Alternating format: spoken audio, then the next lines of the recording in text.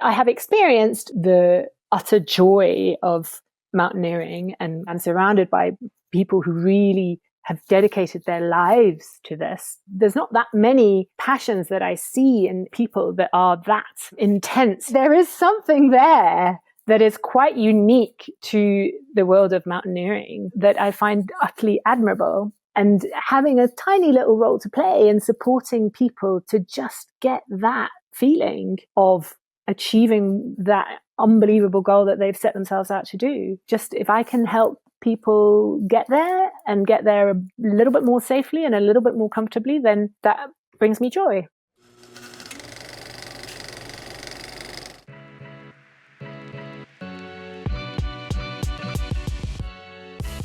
Hello and welcome to the Duffel Shuffle.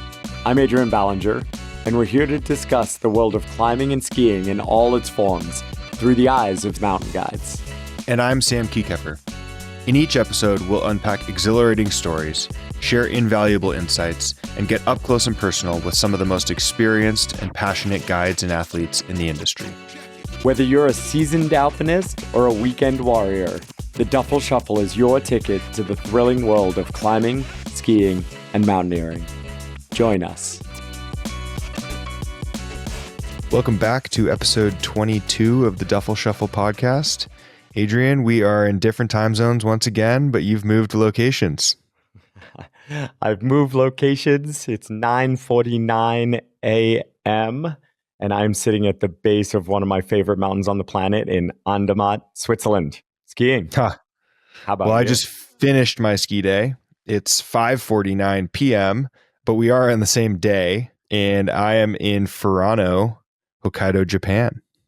Oh my gosh. Should we compare ski experiences, quality? Should we compete? Should we argue about where we'd rather be right now? No, luckily we're both exactly where we want to be right now, right? I mean, I could be in either your location and my location, and I would be very happy. And that's the beauty of ski travel is it's all about the experience. Doesn't matter. I mean, I did ski like 15,000 feet of epic POW today, but that doesn't matter. It's more about just being able to be on the road and travel and ski and explore new places.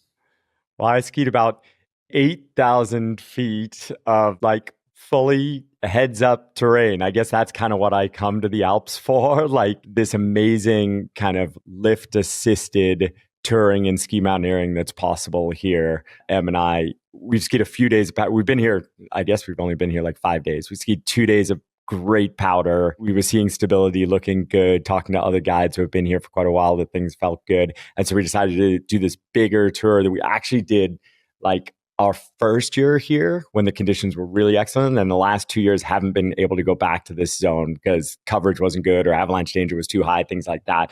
So we actually exactly repeated this line that we skied a few years ago, but like huge multi-thousand foot panels of like 40 plus degree terrain off of a true Alps summit.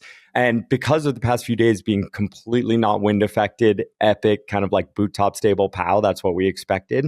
And of course, you know what happened, right? Like we were going higher, we're in a slightly different part of the range. And we basically skied like a little bit of powder and a whole bunch of challenging breakable for 8,000 vertical feet to the valley. There were some moments of like incredibleness, but you could never count on them because then you would shift. So we got to do everything, right? From, using crampons and ice axes to, wondering if we needed to pull the rope out to skiing some great terrain to the whole deal. Took a full day. We were 2 hours late for our au pair, for our nanny and Arrow because it took so much longer than expected. It was a great day. I do envy that a little bit. I mean, I'm here in Japan skiing POW, which I can't complain about, but I brought one pair of skis. They're 112 underfoot. I have no ice axe, no crampons, no rope with me. So, we'll have to get back into ski mountaineering mindset before spring comes. And right back at you, like that powder just sounds phenomenal. And it's not like you turn your brain off in any way in Japan. I think it's really important for people to know it is still real terrain. There is avalanche hazard. There's a lot of decision making out there that you as mountain guides are making. But darn, the like type 1 joy factor to pain ratio, it's probably, in my experience, higher in Japan than just about anywhere else. Yeah. I mean, interestingly though, like the hazards are so much different. The creek hazard and the like bamboo birch buried slightly underneath your foot hazard is Mm. like super real here. And group management is quite challenging, especially when you're, talking about deep snow. So you have like deep snow submersion hazard, but you also have to be in the front of the group because any rollover could end in like a super gnarly creek. So Mm. it's kind of an interesting dynamic that I haven't experienced quite to the same extent anywhere else. So So I spent definitely still half have, of yesterday with my toes locked out to make yeah, sure that I didn't lose my skis above exposure, and you did the opposite. Your toes were definitely unlocked. exactly. Well, interesting. It's a little tangent, but I think a lot about this from my experience heli ski guiding for a few seasons in Alaska and the importance of tail guides there, or my feeling of how much I love tail guides with me, and also this amazing mentorship opportunity that tail guiding provided. Is that something that people are utilizing in Japan, for instance, with creeks and hazards like that?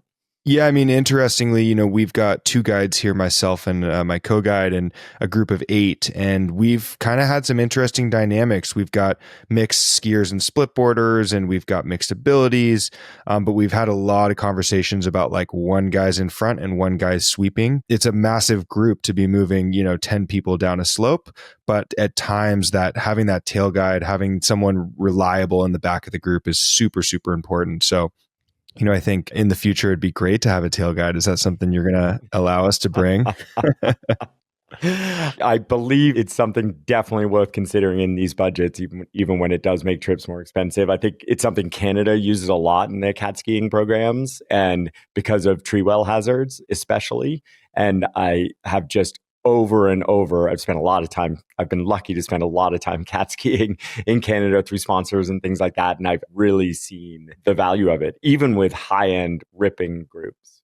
Absolutely. Yeah. No, totally. It's interesting for sure. Well, we want to kind of move into some news topic today. Vail Resorts has been in the front of the news for a little bit now. There was a big ski patrol strike out of Park City that really made mainstream news. And most recently, Late Apex Partners, which is a major shareholder in Vail Resorts stock, sent a letter to Vail Resorts about how things have been managed. Yeah. I think probably everyone in the US through mainstream news, as well as kind of like core publications, is familiar with kind of the standoff that happened in Park City between ski patrollers and management. Contract negotiations broke down, and it happened. They staged a walkout during the holiday season and essentially broke Park City as a product. And it looked horrible. It brought a lot of attention to, I think, many of the challenges that US ski resorts are facing in terms of quality experience. But what I thought was really interesting here is Late Apex. I'm not sure how much of the company they own. I don't think that's been published, but they do say this. They're an investment firm. This is their largest holding in Vail.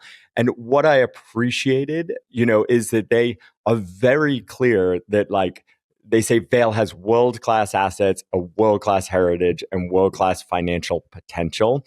And somewhere in their article, they called out skiing in the United States, skiing worldwide, it's a limited resource, and so new competitors can't just jump in, and they recognize, as being one of the two biggest players, that there is a lot of potential to this business as a profitable business for its shareholders.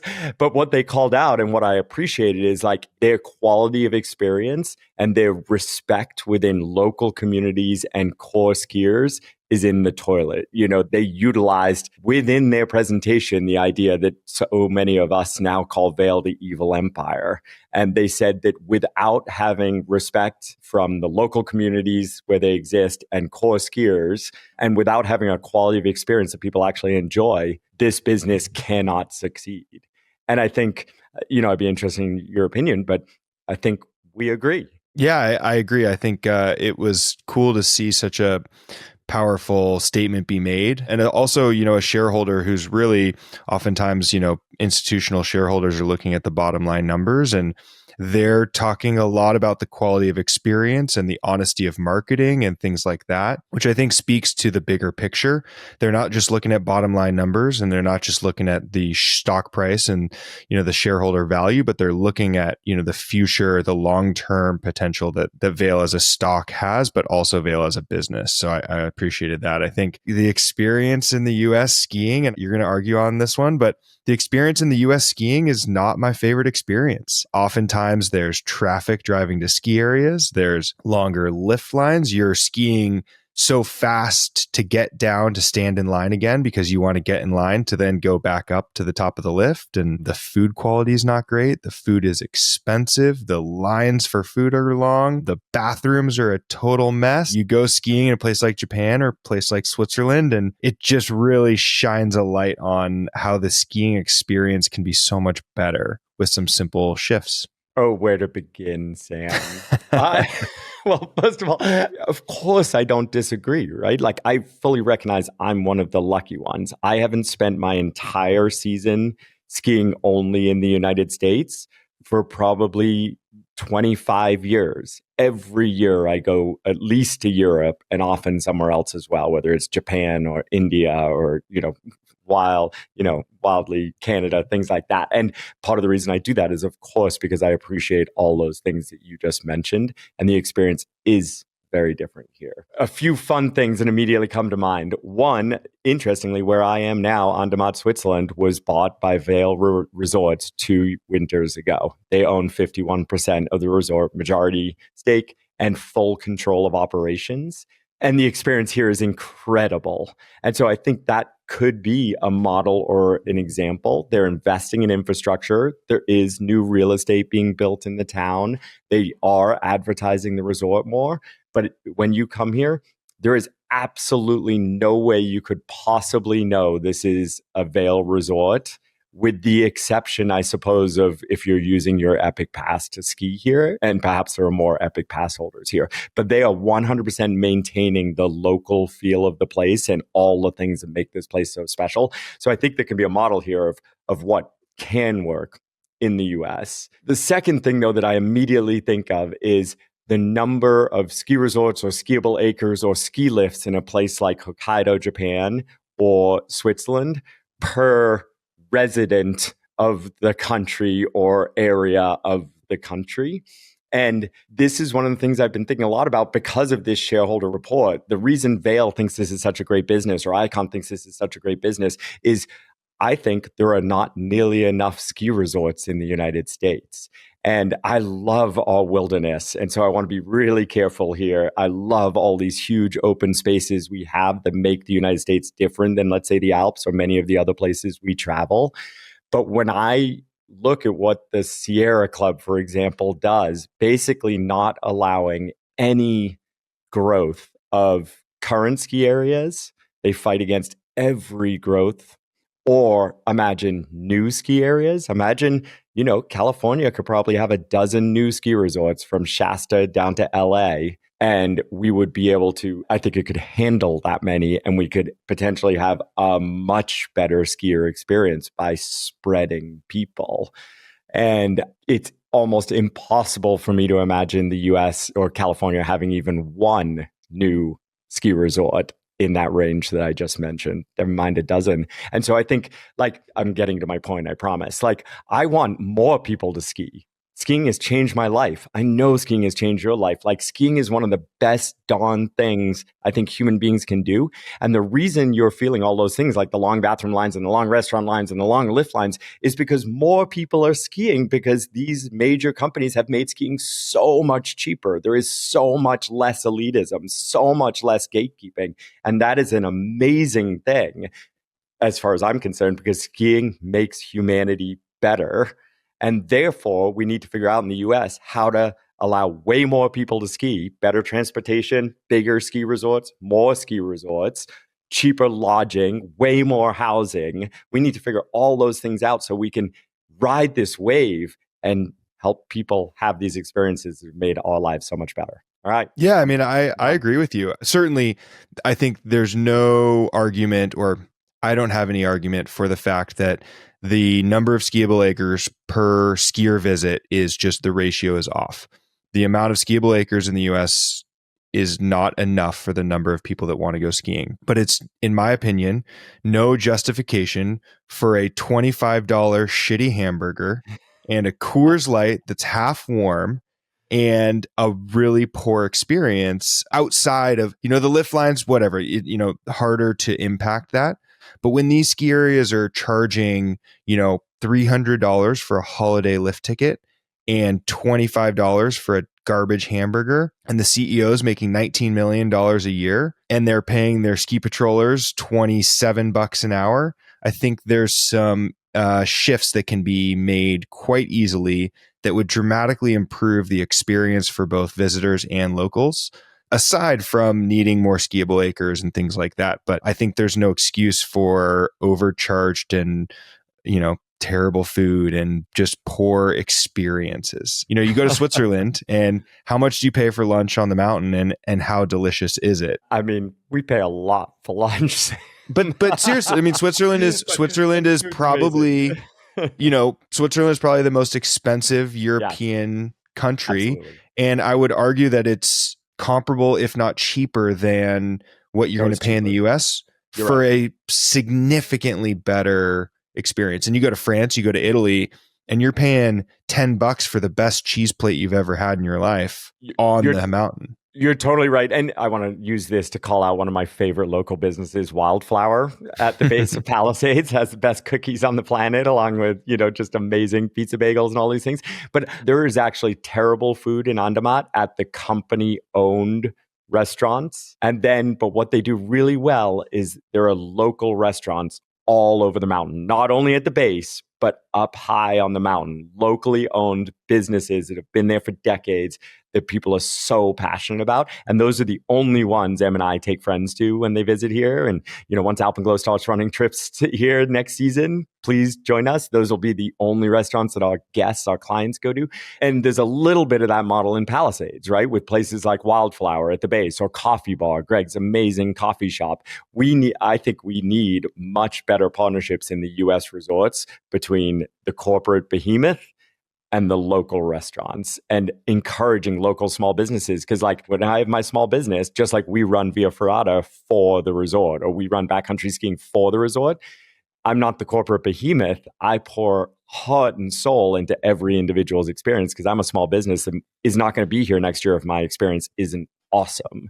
And so I think that could really change what you're saying. And I will give you, the food on these mountains in the US just kills me, and the costs kill me. The $300 lift ticket, I'm going to push back a little bit just because I think the resorts have really figured out that in order to be able to hire employees and not fire them and have continuity through a season, they have to have a sense of their income at the beginning of the season. And that's through pass sales. And day sales was impossible for them to staff up and down for.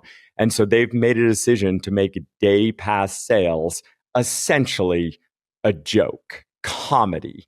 Anyone who is paying $300 to ski at Palisades, it's fine. Maybe you just had to make that decision that morning to go skiing, but you are one of the very, very few people. Everything else is multi-day, pre-bought online sales and or season tickets. And I think that's a reasonable decision. I just think they should be a little more honest about it. We don't want you to buy a day pass because we can't run our resorts well with that. So we need you to do this. Yeah, I mean, absolutely. If you buy a day pass, you've missed several opportunities for a cheaper ticket, including just buying that online instead of at the window the next morning. But it's, it's not just the day passes, it's the ski, the ski instruction, it's the rentals, it's any resort infrastructure, any resort, service that you're paying for is incredibly expensive. And it kind of goes back to, introducing more people to the sport. You go skiing for a weekend with a family of 4, and it's the only weekend that you can afford to go to. And it's thousands of dollars between your tickets, your rentals, your, ski lesson. And sometimes you sit in traffic for hours to get there and you stand in lift lines. And I feel for the people that have one opportunity to ski in a season and they spend thousands of well-earned dollars to make that experience happen. And then they have that poor experience. And I think it's on the resort to figure out a solution to that. I believe that, especially when the CEO, the C-suite at Vail Resorts is making, I just read $47 million is a lot of money. It's a lot. God, we just, let's keep going. I love this so much. If you reduce those prices, Sam, you have even more people and even more problems. They raise these prices this much because supply and demand require the prices to be that high because, like you've pointed out, there is not more capacity. We must keep those prices that high until you add more capacity. And it's not only the ski corporation's jobs. It is our jobs as a ski community to say, shit, we fucked it up. Like, this sport is amazing. It is growing. We need to provide access. We need to massively increase capacity. So yeah, I know, I just... And I hear you on prices, but then I think the experience needs to be preserved for those individuals. Somehow, the resorts need to figure out a way to preserve the quality of experience so that the quality matches the cost that they're paying. Because a lot of people are going to the ski area and they aren't paying those high prices because they're season pass holders that live close by. And I think that for those individuals that are paying so much money, like, they need to have a good experience. Otherwise, it hurts our sport in the grand scheme of things. Yep. You and I definitely agree about that. I think it's a hard one to solve, but I want to see it improve as well, that skier experience. Yeah, I think we'll be a part of it. By doing what we do, we're offering an improved experience that is in partnership with a resort. And I hope to see more and more of those types of opportunities. I mean, of course, this is my plug for the backcountry, right? Like, more people should check out the backcountry. And then the last thing, I might have said this on the last podcast, so I don't want to repeat it too much, but I was in Palisades last week before I left, and it was like a sunny, was it a Thursday or a Friday? And like, it was packed, full parking lots as far as you can see. And we skied the Magic Carpet with our kid, and then we did 2 hours of groomers. And, once things softened up, we did an hour of, bumps and stuff like that. And all I saw was smiling faces and hooting and hollering. And then, like, we finished by the cookie shop, which is next to the Chamois, right? This great bar. And it was packed with people raging and just having so much fun. And so, like, I actually think in many ways you are jaded. Like, while the experience, of course, can get better, I think the vast majority of people coming to Palisades on a crazy busy weekend and sitting in 2 hours of traffic and hour-long lift lines, they are having the time of their lives. Yeah, I hear you. I think it could be better. It could be better. I love that. I want it to be better too. What a great place to end. Let's make it better, Sam. Well, we do have a great interview coming up. We don't want to hold you guys from it. Monica Piris, we had an awesome conversation. Monica is our expedition doctor at Alpenglow Expedition.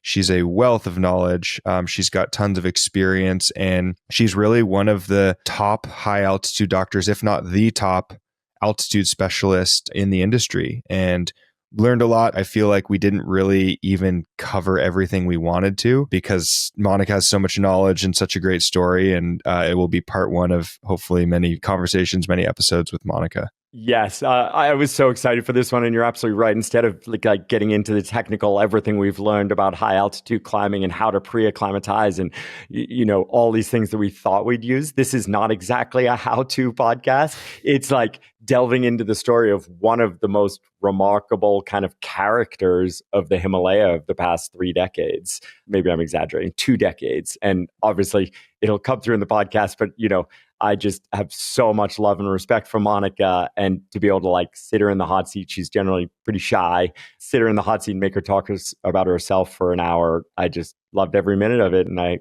hope everyone listening does too. Well, stay tuned for an awesome conversation with Monica Piris. Welcome back to the Duffel Shuffle Podcast. And today, how to even describe, basically, the reason I started a podcast was so that one day we could have Dr. Monica Piris join us to talk. It's my job to intro you. Monica is maybe a name that a lot of people don't know unless you're pretty nerdy in the high altitude expedition world. But we'll start with Monica is one of my very closest friends, and we spent decades together in the mountains. Monica is an expedition doctor as well as a real doc, an ER doc in the UK. And we met, I think, back in 2007, actually on my very first 8,000 meter expedition. So I was very green. Moni was slightly less green. Just a tiny bit. And what I remember from that very first expedition is what has really carried through 2 decades, which is like your complete no bullshit approach to everything you do. Actually, I would say in life, but especially in the mountains. And there is just so much bullshit going on all the time between egos and uncertainties in these gray areas that we live in. And especially on the medical side, all of us are feeling issues all the time and want to talk about them. And so you have this incredible ability to separate out what matters from what doesn't. And as I watched you grow in this sport, that talent grew from not only the medical side to the actual expedition leadership side, to where I always joke you've become like the less emotional right side of, I don't know if it's right or left side of my brain that helps Alpenglow and me to run some of the safest, cleanest, most ethical expeditions in the world. And so Monica's role today, Monica is Alpenglow's expedition doctor and kind of oversees not only our Everest expeditions, but everything we run internationally, more than 50 expeditions a year around the world with dozens of different mountain guides. So Monica, welcome. And the first question is, how'd you do it? Hi, and thank you for such a hyperbolic introduction. It's great to be here and chat to you both. How do I do it? Well, let's actually, I swear that wasn't the real question. I think an interesting part is, so, you know, we met in 2007. You were already experienced in this realm. Let's rewind even before that. How did you end up in the mountains as an expedition doctor? Yeah, that's a question I get frequently, actually, because now that I'm mature, I get lots of young doctors saying, "Oh my God, how do you do what you do? I want to do what you do." The reality is that it was a lot of luck, being in the right place at the right time. I did my medical training in Scotland and Edinburgh. And after that, I traveled quite a lot, working as a kind of junior doctor, as a resident. I worked in New Zealand for a couple of years and lived there. And that's where I discovered the mountains. And so then I decided I wanted to spend all my possible time in the mountains, learning things about mountains and how to climb and all this kind of stuff. I was quite a kind of passion-driven person. I didn't spend a lot of time thinking about the future or having strategic kind of plans for the future. I was just like, I want to do this, I'm going to do it. So I spent a lot of time learning mountain skills because I had no idea. I didn't even know what a harness was until I was like 25 or something. And I met people. And those people then introduced me to the expedition world. I did a diploma in mountain medicine, which exists and run in many different countries. And through those people I met, I was in the right place at the right time when a very well-known expedition leader needed a doctor to go on his 8,000 meter peak expeditions and asked me to go. And I said yes, because I could. I didn't have a job a long-term contract that I needed to kind of stick in. So I was available and I had the basic knowledge, having done my diploma, although I didn't have any experience yet. And the opportunity arose. So really it was importantly, luck. I assume that was Russell Brice, and that initial meeting happened in a bar somewhere drinking. Yeah, you're absolutely right. It was Russell Brice, who ran for many years, I think, what was probably considered the most respected, or one of the most respected, high altitude expedition companies. And he had a lot of experience guiding and running trips to Himalayan peaks. And yes, I met him through two Kiwi. Russell Brice is a New Zealander, and I had friends from my time in New Zealand who knew Russell, and they introduced me to him in a bar in Chamonix. And that's where my expedition medicine career began. So the key lessons for young doctors are: have no plan, don't think about the future, just go and do what you love, and then make sure to find yourself in bars with interesting people. So yeah, pretty much. So you say that in jest, but honestly, that is the response I give to emails I get asking me, hey, how can I make my career out of this? I'm already specialized in anesthetics. I've got a great job in emergency medicine. I've done a master's in mountain medicine. I've done this and that. And the bottom line that I always give them is, spend time in the mountains. If you spend time in the mountains, you will meet people and opportunities will arise for you to then practice medicine in the mountains. If you spend time in the hospital, that's not going to happen. And so I really believe that, for all that, of course, kind of professional education is important. You need to be good at what you do. But if you don't spend time in the mountains, A, you're not going to have the mountain experience, and B, the opportunities are just never going to come. It's interesting you mentioned kind of that mountain experience. Like, that's something that maybe people don't initially know when they end up on a satellite phone call with you talking about their, like gastrointestinal distress or something like that. You do have quite a bit of experience climbing and skiing in the mountains. Would you say it's a passion? What are some of the climbs you've done? Are you good at it? Do you have goals and aspirations? I don't want to get hyperbolic about this. When I was in my 20s, I was passionate about it, and I was really motivated to do everything that popped up. Mountaineering and climbing are both sports that rapidly put you in your place, and they're hard, and to be good at them is very difficult. And I'm just not gritty enough to be good at sports like that.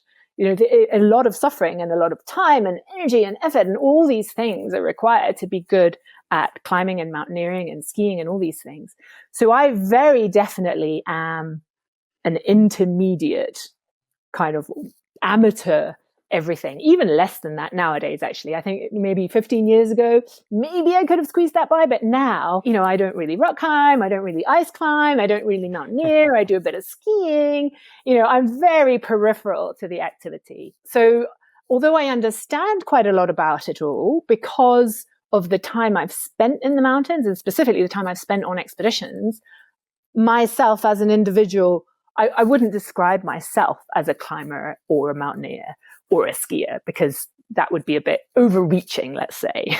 So you did quite a bit of it. You have a lot of those skills. You've really enjoyed it, but you never went beyond that kind of like recreational intermediate. Absolutely. Level. Yeah. And yet there is no doubt, anyone who looks from the outside, you've structured your life in many ways around the mountains, both a large part of your professional life. You split your year. One of your homes is Chamonix, France, just the very epicenter of mountaineering and climbing. And your life partner is a full-time professional climber for the North Face.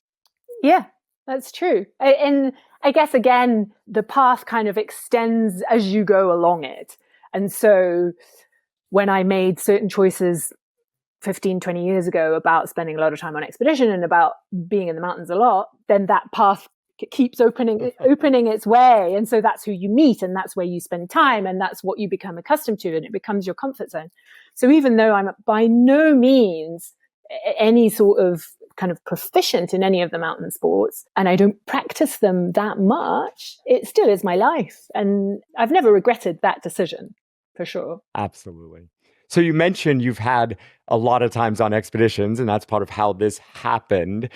Because I live in the land of hyperbole and I love it so much, whenever I talk about you, I say you are one of the most time put in on expedition, most experienced expedition doctors on the planet, high altitude or 8,000 meter expedition doctors. And now mostly you no longer go on these trips, but there was a period of time where you were doing a lot. Do you know how many 8,000 meter peak expeditions you went on? And when we think about that time, thinking back in the day, every one of those expeditions was 6 weeks to 10 weeks long. Do you have any idea how many years of your life you've actually lived in a yellow tent out of base camp at 17,000 feet? So I have done that calculation in the past, but I can't remember the answer. A lot.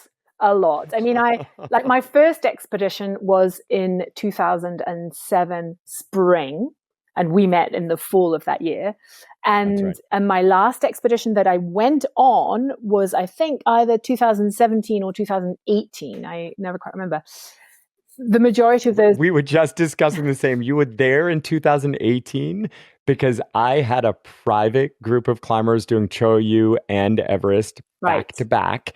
And I remember getting little secret from the high altitude world, probably not that much of a secret. I remember getting IVs from you in advanced base camp. So like we could keep cranking on our high speed like plans. A little bit of and it was the assisted best. hydration, let's call it. I've missed them every expedition since. Monty, can you believe that Adrian's memory just exceeded your own? I know, that's worrying. Adrian's 8,000 meter brain.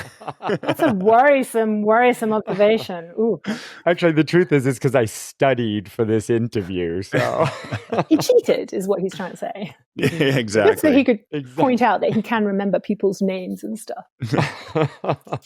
So Monica, I'm curious about, you have your training side of the equation.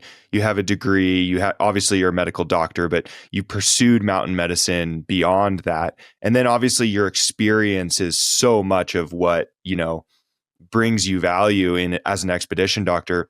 How do you see that balance between experience and training? Obviously, you started with just the training and got the experience. Was that balance right for you on the medical side? Or do you feel like you were at a disadvantage early on because you didn't have as much experience? So I think my reality was that the first expeditions I went on were for Russell Brice, who had a huge amount of experience. And so and I'm just going to interrupt really quickly. Yeah. Russell Brice, just legend of this sport. The best way to maybe learn more about him is actually a book called Everest Inc. by Will Cockrell. We had Will on the podcast a few months ago. I can't remember what episode number. We'll put it in the show notes. But, to go back and learn about those early expeditions in the 90s and 2000s forming this industry, it is a wild story. And Russell was at the center of it. Okay, sorry. Yeah, so essentially that's what happened, is that the experience I lacked, he had. So I had the medical knowledge, but I didn't have the practical experience of practicing medicine in such a hostile environment, and he did. And he didn't understand the physiology so much, or the kind of pathology, but the combination worked. And then, as with everything, hours spent on the line is how you learn and get better. We all wish that on our first days in any job, we were better than we are, but you're just not. You have to start somewhere. So I think I feel very lucky because I feel like I was protected and learned a lot from the people that surrounded me in those first years and first expeditions where I still didn't have a huge amount of experience kind of on the ground. And how much do you think your approach has shifted as you've gained your own experience and seen things differently from those original days where you were mostly coming at it from like the medical trained approach? Do you think that there's been a big shift in how you approach things with that added experience, or do you think it's actually fairly similar and maybe just kind of small adjustments? No, I think there probably has been a reasonable shift, because there is an element of being practical that is hugely important in expedition medicine, that the study and practice of medicine in hospitals or in communities just doesn't really require. So that is something that I've learned. You have to make do with what you've got, and you have to be able to do the best you can with what you've got. And that's not the gold standard, but you can't measure your practice against the gold standard of an intensive care unit or an emergency department. You just have to do the best you can with what you've got. And I think that's something that you only really learn with your feet on the ground. You can read about it and you can listen to people talk about it, but it's something that you really learn in situ, and it's experience. At the end of the day, what it is experience. And I think my experience of doing so many expeditions and actually being at base camp so many times and for so long is what led me to just feel comfortable bending the rules a little bit when it's necessary.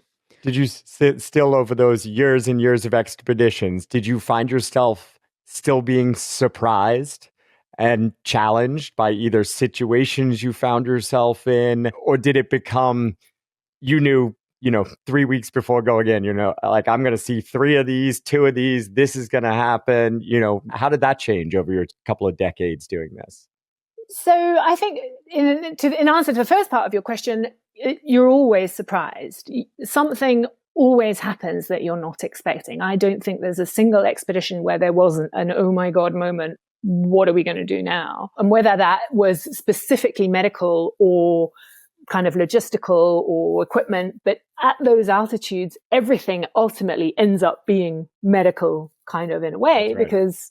because it's so at the extreme of what human physiology can tolerate. So I think it would be arrogant to pretend that I always, knew what was going to happen. And that was never the case. Other aspects of it in the end are what I did kind of feel were repeating themselves a lot, and ultimately just took the shine off a little bit for me. For all the years that I kept going on expeditions, I was enjoying it and I wanted to be there. And just at the last kind of couple of years, there were just certain things that were just repeating themselves. And repeating the themselves. Mountain guides just must have been awful to deal with. No, not the mountain guides actually, but yeah, a lot of things ultimately took the shine off enough for me to say, do you know what, I need to change. I need to stop doing this because I'm no longer as excited about it as I should be. I love what you said about still being surprised. I mean, it's something that I have found to be so true. And it's why I'm still planning on going back for my, 14th spring on Mount Everest this year. It's like every year together with you so many times, every year I'm like, oh, we've got it dialed. Look, I mean, the 2018 oxygen failure was such a great example of that. Yeah. Like we were dialed. We had a strong team. We had Sherpa and guides all working perfectly together. We had a great weather forecast. And we're just like I remember walking up the summit ridge and being like, we are fucking good at this. Look at this. And then fireworks start happening and oxygen regulators start failing at a massive rate. And, 45 minutes later, we're kind of fighting to survive to ensure that everyone gets down without frostbite. And that is still the reality up there. I still find myself being just surprised and put at an edge that's hard. Yeah, I mean, that 2018 is such a good example. I mean, between you, me, Dorji, there were, decades of experience of 8,000 meter peak guiding, and none of us had ever seen anything like that before. It was a completely unique, weird event. It's never happened since, not to the same scale. So I think it's just, you can never expect not to be surprised. And there was always something on every single expedition. There was always an, oh my God moment. This is new.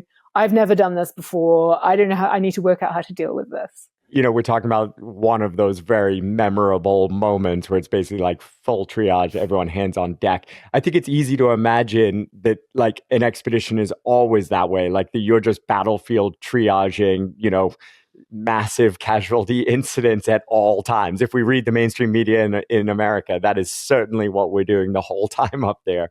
Could you give the audience just a little bit more of a breakdown of like what your work looks like over there, what you're seeing, what you're dealing with? Yeah, so for sure my job as an expedition doctor in the Himalaya is way less sexy than it sounds. Way less. So the vast majority of what an expedition doctor does on Himalayan expeditions is the treatment of minor illnesses and minor symptoms. Everybody feels like shit at altitude. Some people tolerate it and grit their teeth and struggle through, and other people need a bit more encouragement or support, or some people get slightly more ill, some people get slightly less ill. So the vast majority of my work is kind of treating non-dangerous, non-severe symptoms either of minor altitude illness or of any other host of illnesses that you can imagine, a base camp with several hundred people in it will be sharing around. There's gastrointestinal problems, there's chest infections, there's colds, there's all sorts of things. So the vast majority of the work is that kind of stuff. And I don't mind that, because I'm not an adrenaline-seeking person, and I'm definitely not an adrenaline-seeking doctor. So any doctor listening to this who loves being in the resuscitation room and loves dealing with major trauma, this is not the job for you, because you'll be treating people with coughs and colds and headaches the majority of the time. And if you're a lot of anxiety. Yeah. A lot of anxiety, a lot of psychological hand-holding. Yeah, a lot of that kind of stuff as well. A lot of juggling difficult personalities, a lot of juggling people with big egos, and She's talking about the guides again.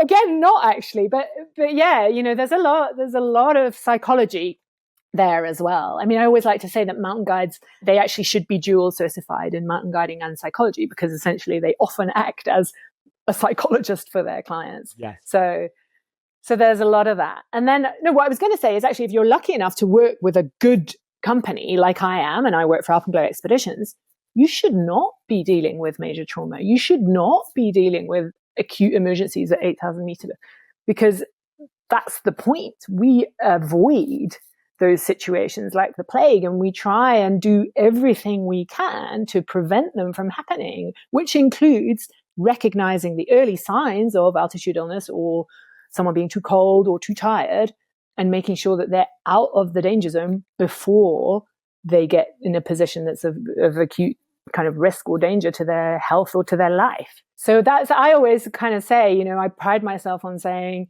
yeah, I haven't dealt with a lot of heavy shit in the mountains because we've worked hard to prevent it. So all that said, do you have any memorable kind of near misses from the mountains, with one of Adrian's groups or others? I mean, the best one is Adrian himself, but maybe I'm not allowed to talk about that.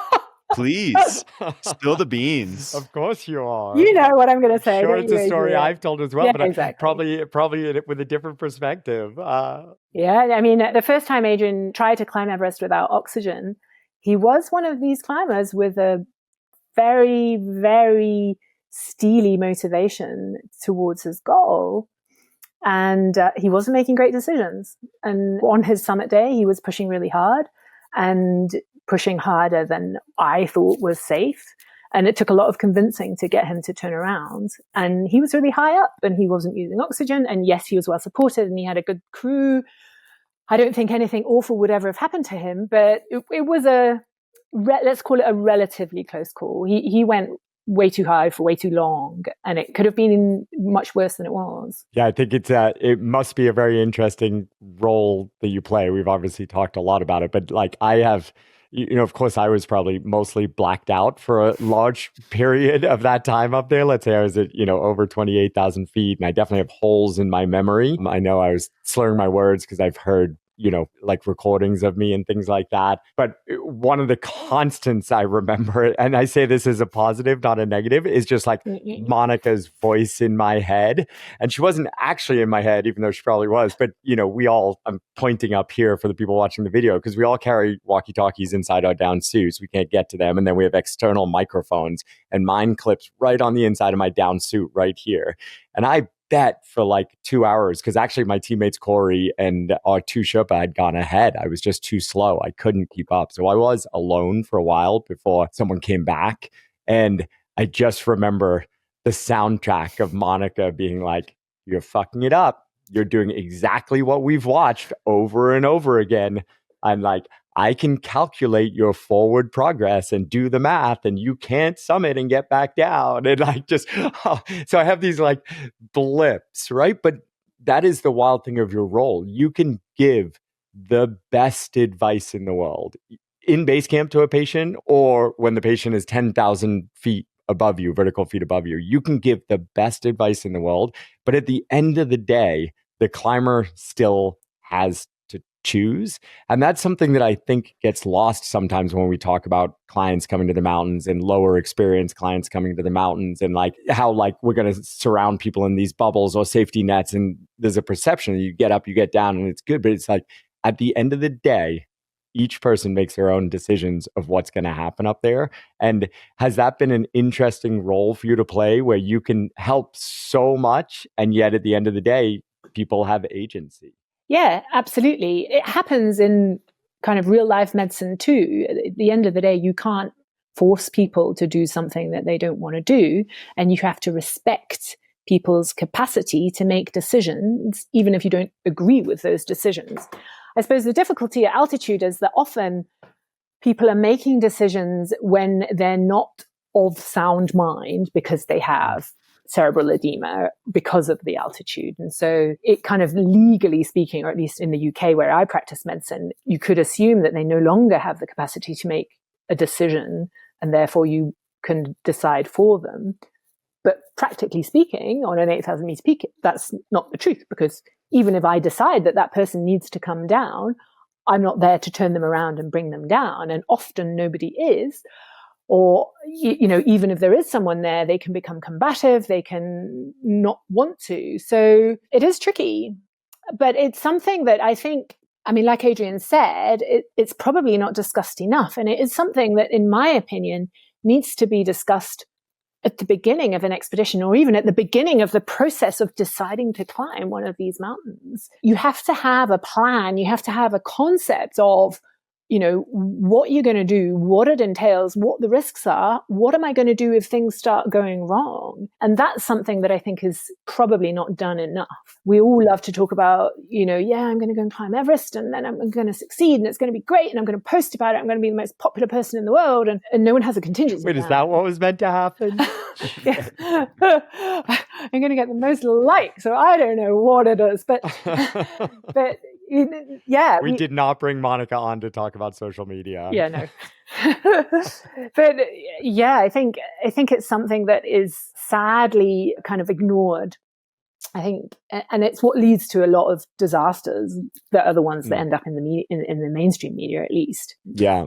Yeah. Well, I think it's interesting too, in that story, your medical input was anticipatory, right? And so typically people think of, oh, I have a medical issue, I go to a doctor. But on an expedition, your medical input is anticipatory and it's preventative. You're like a prophylactic doctor rather than, anything else. And you've had so much experience in that you're almost taking on that role of expedition leader from base camp when, mountain guides are high up on the mountain and have a different perspective on things. And you're able to kind of manage that from a unique standpoint. Yeah. I think it's a bit of an overreach to say I'm expedition leader, because in those contexts, there's always more than one person. I suppose the situation with Adrian was a very particular situation because it was him and he was the leader of the whole expedition. But on that occasion, he was climbing for himself. The balance of kind of power, that's maybe not the right word, but with his Sherpa and with the people accompanying him is always something a bit difficult. But that was a unique circumstance. Normally, I am working in conjunction with the mountain guides or Adrian or whoever is leading the expedition that I'm involved with. And so my input is one piece of a very complicated jigsaw puzzle. And I might say, look, based on how this person is moving, I think they are struggling with the altitude. I think they're going too slowly. I can guarantee that their oxygen is going to run out before they get to the next oxygen stash. But that aside, they're going to get worse. If they're already doing badly at this altitude and they're still going up, they're not going to get any better. They're going to get worse. Therefore, I can already tell you that this person is not going to succeed. Therefore, the sooner we turn them around and get them out of there, the better. They can still come down on their own 2 feet rather than getting to the point where they need to be carried or helped or all of these things. So yes, you're right. There is a lot of kind of preventative forethought that goes into making these decisions. And sometimes that can be difficult for people to accept because I'm on the radio saying, hey, you're moving too slowly. You need to turn around. And the person's like, but I'm still moving. I'm still going up. I haven't collapsed yet. And I'm like, yeah, I know, but that's not okay.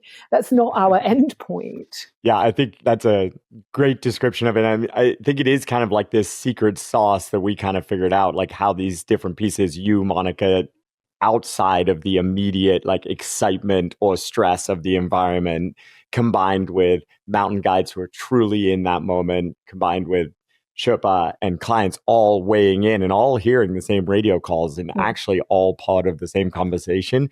I think that's really worked well. In my introduction to you, I said something about you being non-emotional. Like obviously you're very emotional.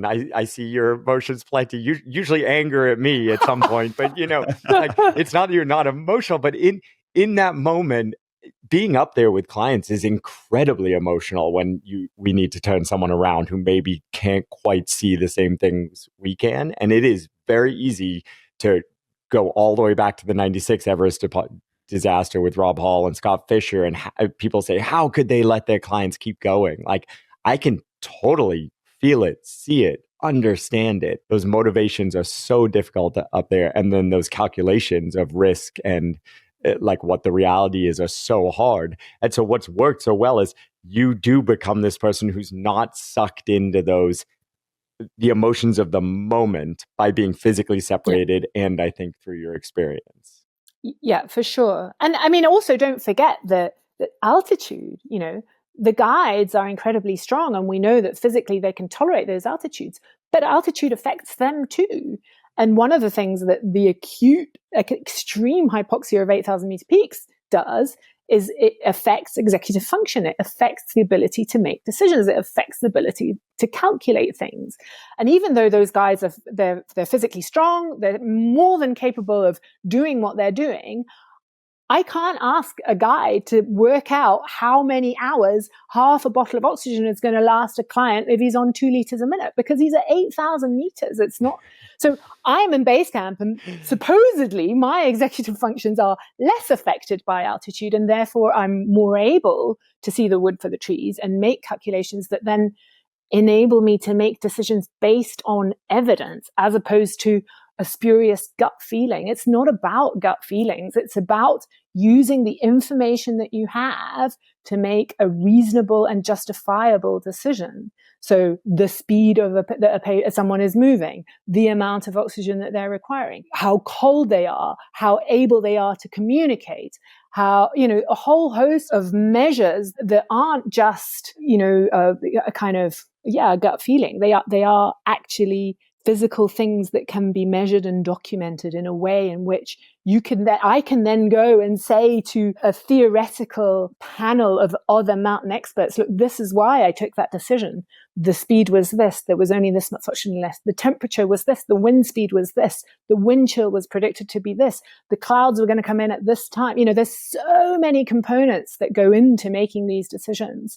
It's not about having a gut feeling about whether someone's going to make it or not. It's about looking at what's happening on the ground from an objective place, which I'm lucky to have because I'm down in base camp, and then using all that information to make a reasonable, safe, justifiable decision. Absolutely. Today's podcast is brought to you by Alpenglow Expeditions, a Tahoe-based guide company with an international reputation. In its 20th year of operations, Alpenglow leads the highest quality expeditions in some of the world's greatest mountain ranges, from California's High Sierra to the rugged Himalaya. Alpenglow runs more than 40 international expeditions per year, as well as offering a full menu of guided ski and climbing courses throughout California. Join us and experience the Alpenglow difference. Monica, the last expedition you were on in person was in 2018. How has your role changed doing the exact same job, but remote, being at home versus being in base camp? So clearly a lot of food things. is better. Yeah. She sleeps better. Yeah, I'm less grumpy. Gets to go on dates with David. Should we just keep giving the list of all the reasons I'm jealous of Monica? Yeah, exactly. I see the sun. My water doesn't freeze overnight, etc. But aside from all of those things, there are many other things as well. It would be a lie to pretend that it's exactly the same. I feel now my role is much more specific to medical questions and medical problems because I'm not there. So the guides will contact me and they'll say, oh, so-and-so's not feeling well, or so-and-so's had a vomit, or whatever. There will be a medical complaint, a medical symptom, and then I'll go through it with the guide or with the client themselves, and we'll come to a plan, which of course I did when I was there, but that was very much not the only thing I did. And now that is the primary thing I do.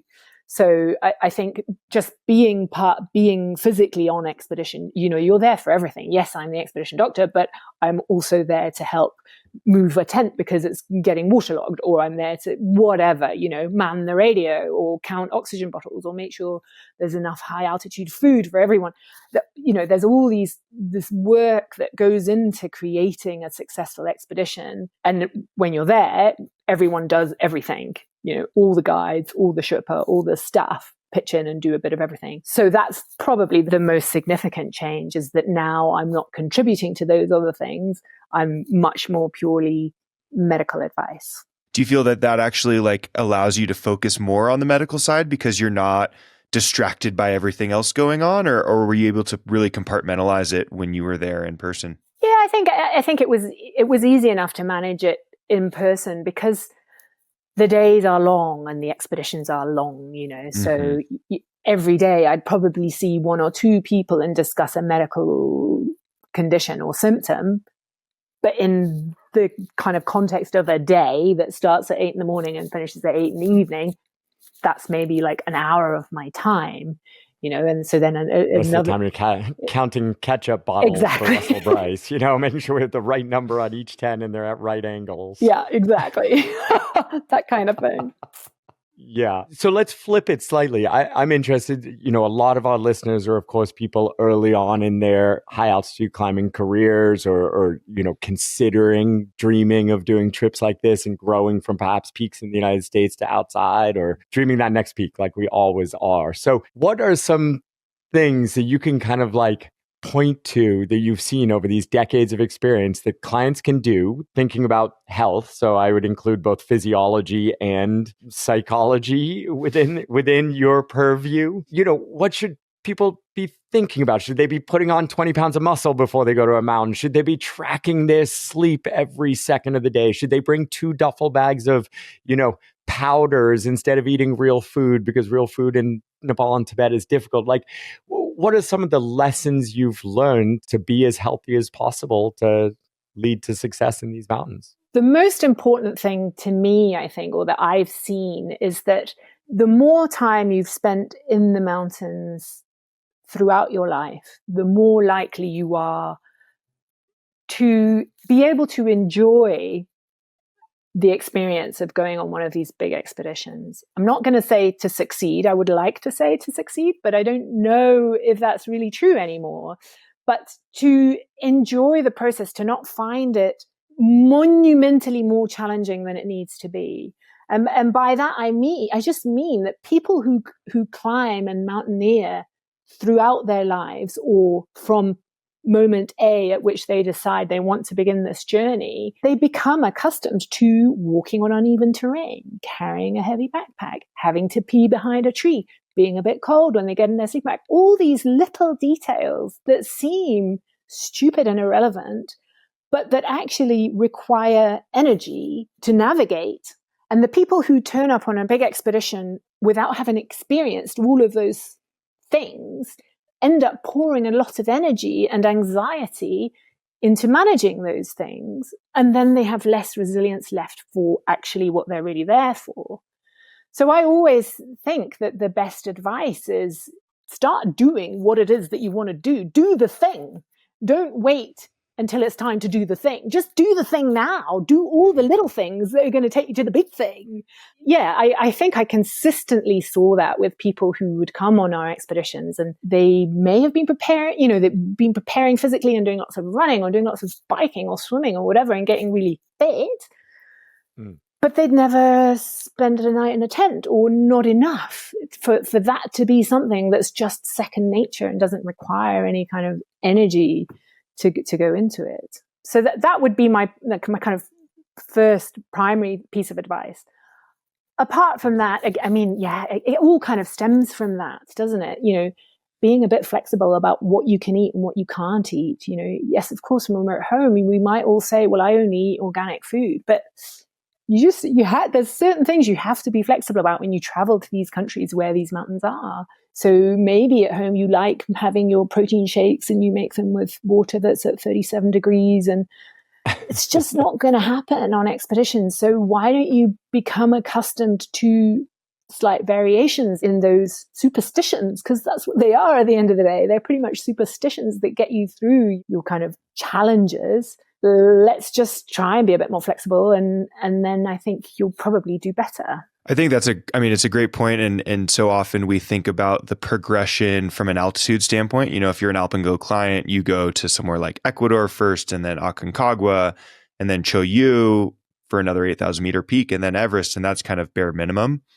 And so often we think about that progression as like 5,000 meter, 6,000 meter, 8,000 meter, or I guess it's close to 6, close to 7, and then 8,000 meter peak. And we think that progression is about training your body to understand altitude and the symptoms that you have and how to manage it. But it's also so much about like the experience of mountaineering and being outside. And, Ecuador is comfortable. So you start there and then you go to Aconcagua and it's more expedition style. And then you go to Choyu and you get your first taste of what it's like being in the Himalaya. And then you're ready for Mount Everest. So yeah, I think it's important to acknowledge. You're so right. And of course, in my role as a doctor, maybe my response to your question should have been, incremental exposure to different altitudes so that you get used to what the symptoms are like. But actually, I think the rest of it is so much more important. And by doing that, you are incrementally exposing yourself to altitude and you are becoming more accustomed to,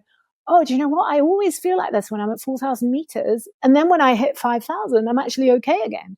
Or vice versa. So it is the combination of those things that I think is really so important. Yes, the physiology and the exposure to altitude is important, but actually people put so much energy and anxiety into worrying about how warm they're going to be in their sleeping bag or how they're going to pee if they're in a group and they're on a glacier on crampons or women worrying about what they're going to do if they have their period. I mean, if you've been on umpteen mountaineering trips, you know what you're going to do and you know how to handle it. And then you don't have to worry about it when you're on Everest, where there's a hell of a lot of other things that you need to be focused on. Right. I mean, I just love this theme that we've gotten onto. It's not that any of those things you just mentioned are not reasonable things to have anxiety about. They're difficult things when we're new to these sports and these activities, and it takes resilience and experience to get comfortable with them. Your point is build those things through these stepping stones that hopefully are also bringing loads of joy along the way, right? Like if we're not going to mountains because it's fun, then what are we doing? Yeah. And there are so many better places to build that efficiency and resilience than the tallest mountain in the world. Exactly. And yet, of course, the industry is pushing and heading in a direction of people, not just the industry, the world. Like we constantly hear it, right? Our clients want to hack the experience. They want to go faster. They want to have more experiences. Life is short. There's so much to fit in. And there's a dream of doing more with less. And that is certainly happening in all forms of climbing and especially high altitude climbing. Can you speak a little bit to changes you've seen over your 2 decades in the mountains? Yes, I mean, they won't be surprising. The first expedition I ever went to was an Everest expedition run by Russell Brice and Himalayan Experience in 2007 on the north side. And I think everyone who I met at base camp had previously mountaineered and climbed and worn crampons and knew what an ice axe was and knew what a harness was and had a basic understanding of alpinism, of mountaineering. And they may not have been super confident or autonomous, but they had all been there and done that. And the last expedition I did in 2018 on the north side of Everest with Alpenglow, the number of people that were unwrapping brand new crampons for the first time at crampon point was astonishing. So just my protection of my company. Not Monica with us. is not saying clients on Alpenglow's expedition. I believe you're speaking to other people you saw on the mountain outside of our team. Absolutely, Adrian. Sorry, I should have clarified. Yeah, just on the mountain. Definitely not with us. But yeah, and that I think is now commonplace. And the number of people trying to climb Mount Everest in particular, but also the other 8,000 meter peaks with really not even little, no experience whatsoever, has absolutely exploded since I started. And that, of course, then brings all the other issues that are so kind of prominent in the media every time an Everest season comes around about, how everything's poorly managed or I don't know, whatever. I think that's the most obvious change, is the change in demographic, the change in people who want to do this. The people who used to want to climb Mount Everest had climbed other mountains. Nowadays, so many people who want to climb Mount Everest have no interest in any other mountain at all. They've no interest in being in the mountains. They wouldn't climb a flight of stairs if there was an elevator, but they want to climb Mount Everest. I think another theme that I've seen in the industry is teams going and climbing multiple 8,000 meter peaks in a single season. And, obviously Adrian mentioned in 2018, that was the objective of his very experienced team. But it seems like more and more are checking off 2 or even 3 8,000 meter peaks. From a medical standpoint, what's your perspective on that kind of shift in the industry? So I think that has become possible because of the feasibility of huge amounts of logistical support. So the people that manage that, they don't manage that because they're in any way gifted human beings or gifted athletes or gifted mountaineers. They manage that because they have the financial resources to put behind them an enormous amount of logistical support involving huge amounts of oxygen, huge amounts of manpower to fix ropes, huge amounts of kind of transport logistics to helicopter them from one place to another when the conditions are right and when the weather's right. So it's a reflection of the way in which the industry has managed to provide logistical support to individuals rather than any sort of reflection on humans' physiological capability to do it. Is there hazard associated with that objective from a medical standpoint? Like someone that has just summited an 8,000 meter peak, then getting on a helicopter and flying to another base camp, is there an increased hazard or a decreased hazard for that matter by kind of going after a second attempt? There's a bit of both, really. I mean, first of all, it's probably obvious, but just to say clearly that there's not enough people who have done this enough for anyone to be able to say, statistically speaking, those who climb 3 or more peaks are more at risk of X, Y, or Z. There's just not enough kind of data to give any kind of clear, informed answer to that question. In reality, if you've climbed an 8,000 meter peak already, and let's say you've climbed up to 7,000 meters without oxygen on your first peak, and then you've put oxygen on, it's reasonable to say that you're probably acclimatized to an altitude of about 7,000 meters. That acclimatization will be protective for you on your second mountain. Many of these people use oxygen from much lower altitudes. So even that's not even something certain. You can't even say that these climbers are acclimatized to 7,000 meters or above, because many of them will have used oxygen from way below that. But if there is an element of acclimatization, then yes, that's protective for a subsequent peak. Then you have to add in the physical toll of climbing an 8,000 meter peak and how exhausting it is, both mentally and physically.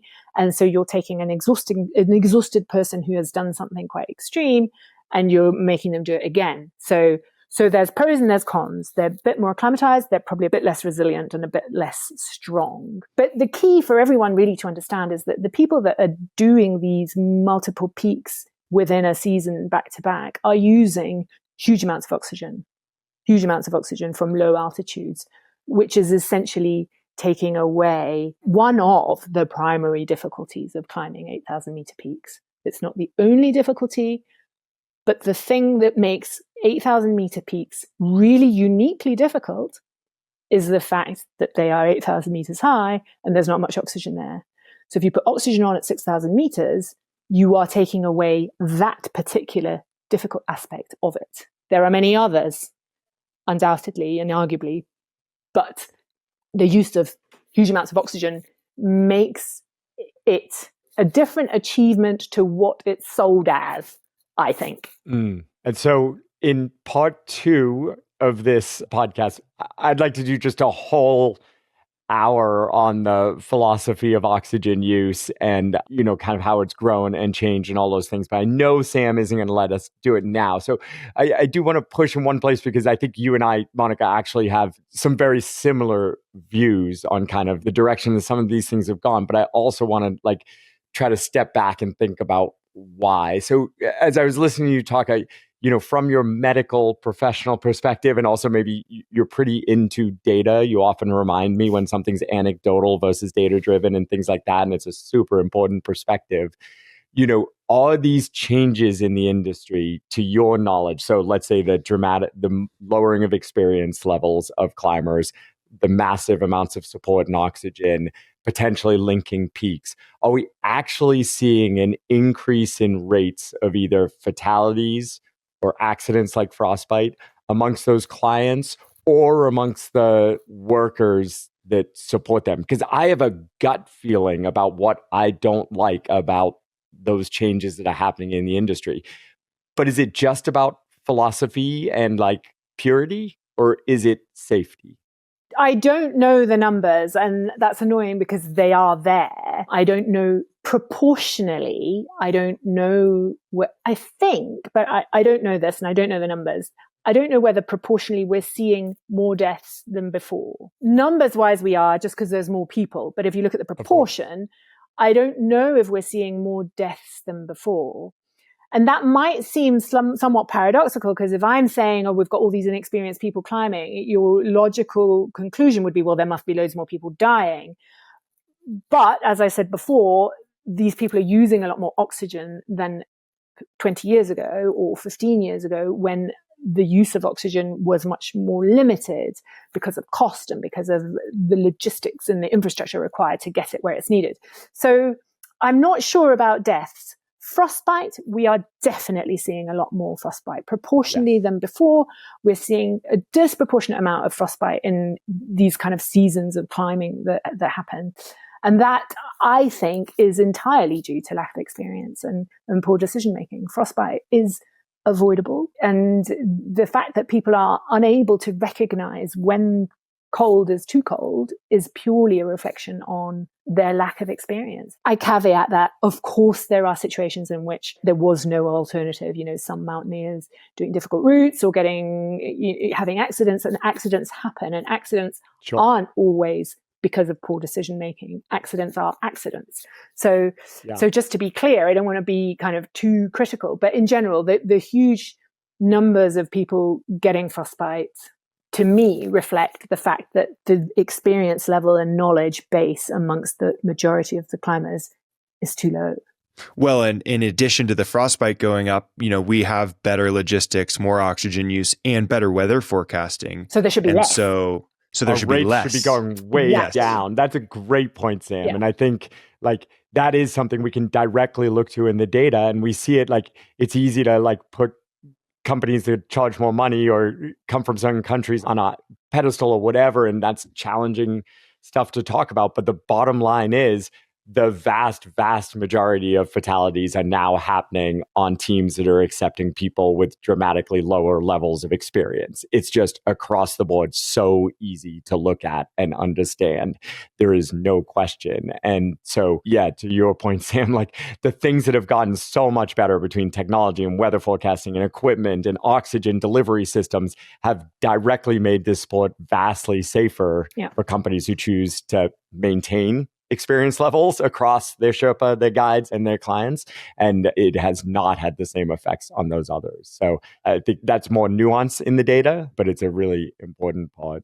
And then, Monica, I wanted to add on, like I've seen actual numbers put down from like HRA, Himalayan Rescue Association, of the numbers and cases of frostbite amongst workers and clients and things like that. And I've seen those increases in rates, not only overall numbers. I think you laid it out perfectly, but I was going to reiterate it. It's, of course, frostbite will always happen in the mountains, but I think it's, first of all, very important to acknowledge that it is a failure. I have had one client get frostbite in my career, and it was a devastating failure of our systems that allowed it to happen, as well as extreme conditions. And it's something that I've taken so much learning from in my career. And I've gotten frostbite once myself, true, actual, blackened digits. And it was because of poor decision making on an alpine route that left us out for 24 hours in a situation where we couldn't rewarm. It's like, these are very clear things. Now, a professional climber or a very dedicated recreational climber who has put years in, built that experience that you've talked so much about, Monica, that might be an acceptable consequence of a dream. And I can respect that. It doesn't mean it's not a failure of the system. It's an acceptable consequence or failure of the dream. Where I struggle with frostbite, and I think you do too, is when it's either people who didn't have enough experience to make that calculation and decide it was worth it. And so therefore had offloaded that to an expedition company to help them make that decision. And there was a failure there. And or in worker cases of frostbite, which is by far the largest percentage increase we're seeing, it's workers, primarily Sherpa and Nepalis supporting climbers in the mountains who are ending up out for too long and things like this, and seeing that frostbite that devastates and changes their lives. And that is a dramatic failure of the commercial enterprise, the company. Yeah, I agree 100%. I think the other thing that I get annoyed about is the trivialization of frostbite. Now we got her going. She's talking about what she's annoyed about. Let's go. Yeah, the trivialization of frostbite. People are like, oh, whatever, a few fingers or a few bits of fingers or a few bits of toes. I think that's ignorance. And until you really sit down and think about it and see it, maybe, or I don't know what needs to happen other than education. Losing 3 toes will dramatically affect your life. You need to learn how to walk again. You need to consider your footwear options. You need to think whether you're ever going to be able to climb again. It's huge. And, people just seem to trivialize it or not think about it or aren't encouraged to think about it. Again, I put the onus on, more on the companies, because clearly we've said that the people coming to go on these expeditions are increasingly less experienced. Therefore, they're paying money for the experience that they want to try and live. That they need to be educated about everything that entails. And of course, then there's the whole, again, a huge kind of other conversation to be had about what the difference is between companies and why some companies are really expensive and why others aren't, and why some companies have accidents and others don't. But yeah, just frostbite is a life-changing event. To lose a digit is an absolute catastrophe. And it's avoidable in 99% of the cases that we're seeing and that we're talking about in these situations. And like Adrian said, experienced climbers doing difficult climbs or compromised climbs may end up getting frostbite. But they have the information with which to decide that that's the risk they're going to take. And of course, it's not the outcome they wanted, but they're in a position of making an informed decision. And that's not the case of the majority of people getting frostbite on these big expeditions. And it's also sadly not the case of the high altitude workers, because the high altitude workers aren't educated about this. They don't have access to the information or the access to ways of thinking about these problems and these risks. And they often find themselves in situations in which they don't know how to get out of that situation. And that is not their fault. That is the fault of their employers. Absolutely. So we've gotten kind of serious the last few minutes, kind of the dark underbelly of our climbing industry. But Monica, you've also, of course, like we talked about, you've done a lot of your own climbing. You've supported decades now, hundreds of people on their dreams climbing these mountains. You're surrounded by professional athletes that have dedicated huge portions of their lives and careers to experiences in the mountains, to striving, pushing, trying to summit 8,000 meter peaks without oxygen. What is it that you see about these experiences that has made it worth dedicating so much of your life and love towards? I think I have experienced, not often, but I have experienced the utter joy of mountaineering and climbing mountains and being in these beautiful places. I see, and like you say, I'm surrounded by people who really have dedicated their lives to this, because it is a passion.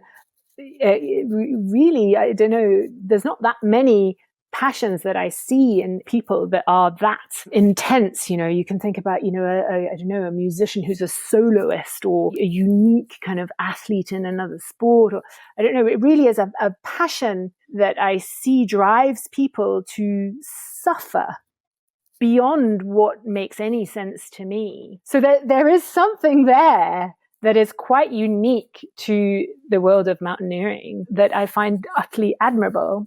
And so I suppose it's a combination of me enjoying being in that space, being in those places that are otherworldly in their beauty and remoteness and imposingness, and having a tiny little role to play in supporting people to just get that feeling of achieving that unbelievable goal that they've set themselves out to do. Just if I can help people get there and get there a little bit more safely and a little bit more comfortably, then that brings me joy. And Monica, your partner, David, is a professional climber.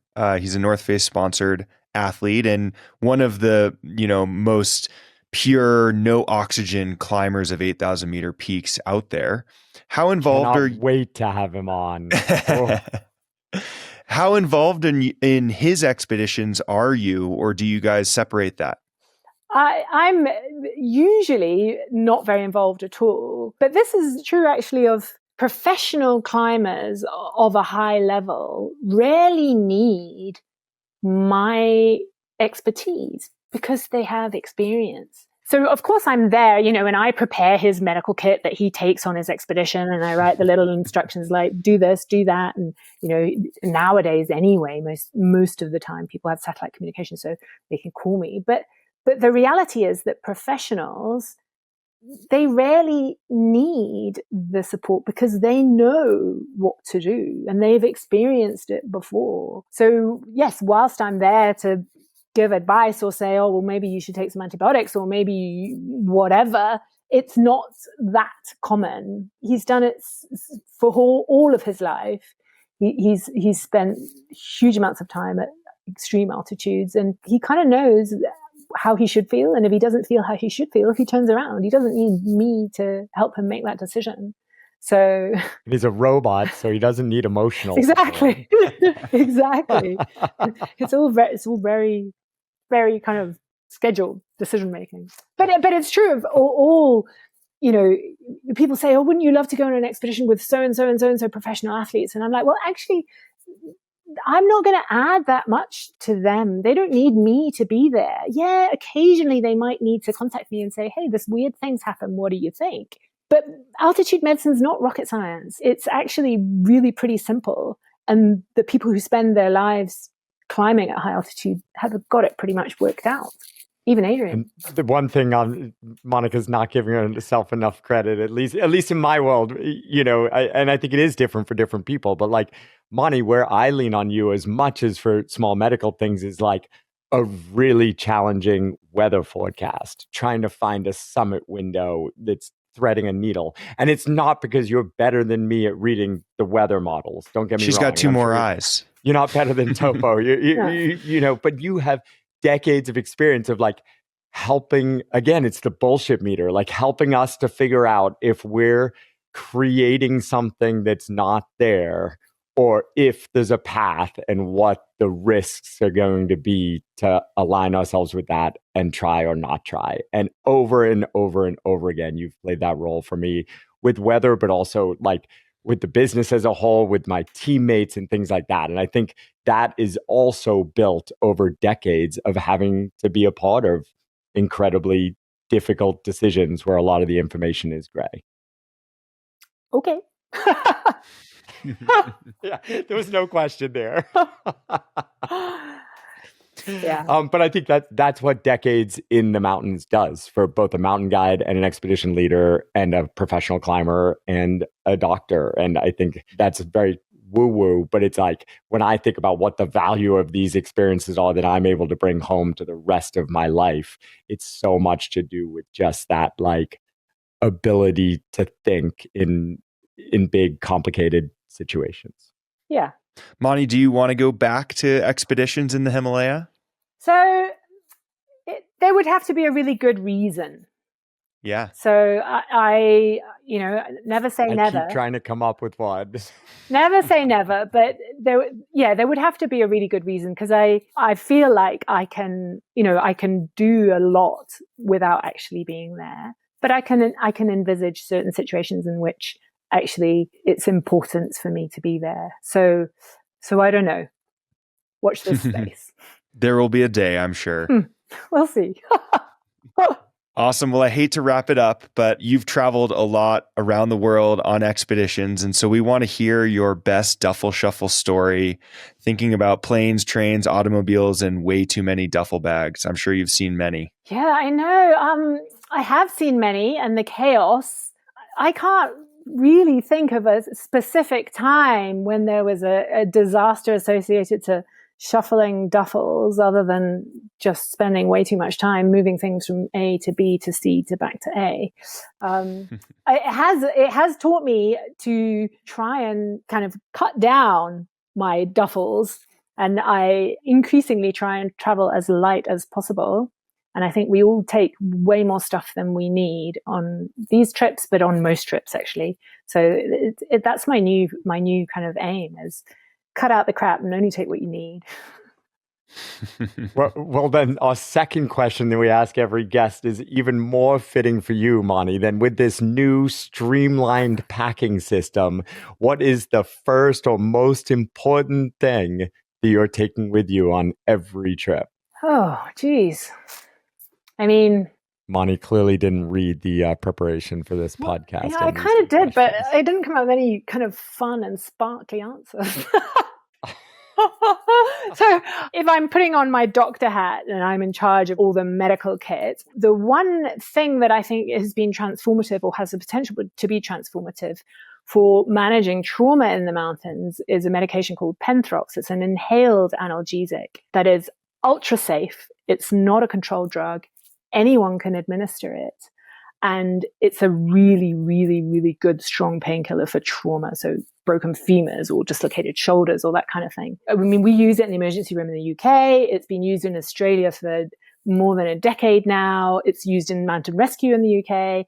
I don't know if it's up and running in the States yet or not, but for expedition medicine, it's truly transformative. So I would throw in a couple of Penthrox inhalers just in case. That would be my medical geeky answer. I love it.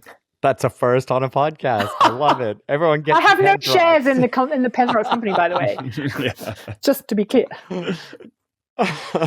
Mani, thank you so much for taking the time to chat with us. I think this will be part one of your podcasting career with us. We're going to definitely have to have you on in the future. There's a lot more to talk about altitude specifically, but just kind of hearing about your experiences and your perspective is so awesome and so unique. So we really appreciate your time. Thank you both. It's been really fun chatting to you. And yeah, I mean, I think altitude medicine and physiology for the listeners of this podcast is probably something quite interesting. We don't really get into that. So you can put out a kind of survey and ask people if they'd be interested in more sciencey stuff. And if they are, then I'd be happy to come on and chat more about the kind of medical physiological side of things. Might be a bit boring. I don't know. More Mani, always. More Mani. We'll get you on the books. Thank you so much for joining us. I just really enjoyed the conversation. Of course, it wasn't about dry medical, like, here's the best protocols for going from point A to point B at altitude. I can do that too. But we'll do more. We'll have you on soon. Okay, thanks guys. Thanks for listening to the Duffel Shuffle Podcast. You can follow along on Instagram, where we post our favorite clips from each episode, as well as more about the world of climbing, skiing, and mountaineering. If you haven't already, please subscribe, rate us, and leave us a review on your favorite podcast platform. Catch you next time, and until then, we hope you enjoy some time outside.